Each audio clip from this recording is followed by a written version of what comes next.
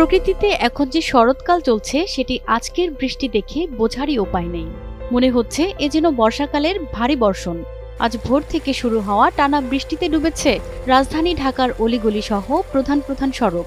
এতে সাত সকালে ভোগান্তিতে পড়েন হাজারো মানুষ। রাজধানীর মিরপুর, মোহাম্মদপুর, আসাদ গেট, ধানমন্ডি, কলাবাগান, গ্রিন রোড, কারওয়ান বাজার, নিউ মার্কেট, বংশাল, গুলিস্তান সহ বিভিন্ন এলাকায় হাঁটু থেকে কোমর পর্যন্ত পানি জমেছে। অফিসগামী মানুষ, শিক্ষার্থী ও বিভিন্ন কাজের রাস্তায় বের হওয়া মানুষেরা সকালের বৃষ্টিতে পড়েছেন ভোগান্তিতে। এদিকে বৃষ্টি নিয়ে আগামী 5 দিনের পূর্বাভাসে দুঃসংবাদ দিয়েছে আবহাওয়া অফিস। বর্ধিত 5 দিনের পূর্বাভাসে বলা হয়, বৃষ্টিপাতের প্রবণতা বাড়তে পারে।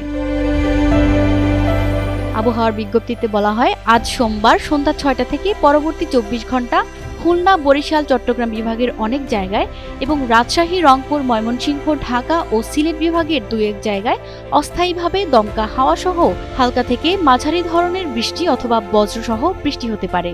সেই সঙ্গে সারা দেশের কোথাও কোথাও মাঝারি ধরনের ভারী বর্ষণ হতে পারে।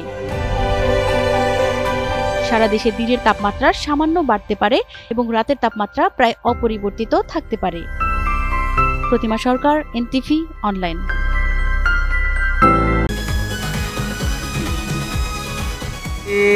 তুমি বার্গার লাগা ভালো দেখাবে, তাই তো? ঠিক আছে, ভালো দেখাবো। চলো চলো জান, মজা করি আমরা, জান। চলো চলো। আমি কি তোমার কাছে এইসব খাওয়ার জন্য থাকি?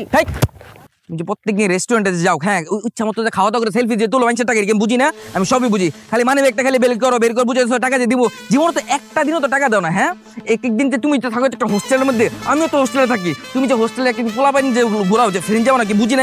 আমি সবই তো বুঝি। তুমি আমার কত বুঝো, তুমি কিচ্ছু বুঝো না। এই তুই হলো হোস্টেলে, চলো চলো। না, আমি যাবো না। তুমি হোটেলে চলো আমার সাথে। না, আমি যাবো না। এই তুই গেলে যাবি না, গেলে তুই ফোন যা, বাইরে তাহলে যা। আর চেষ্টা করতে আইছিস তুই, এক চেষ্টা আমার চেষ্টা কর।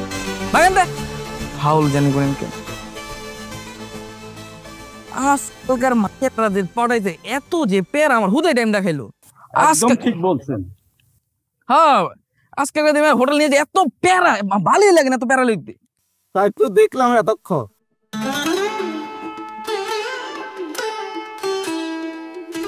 আব্বা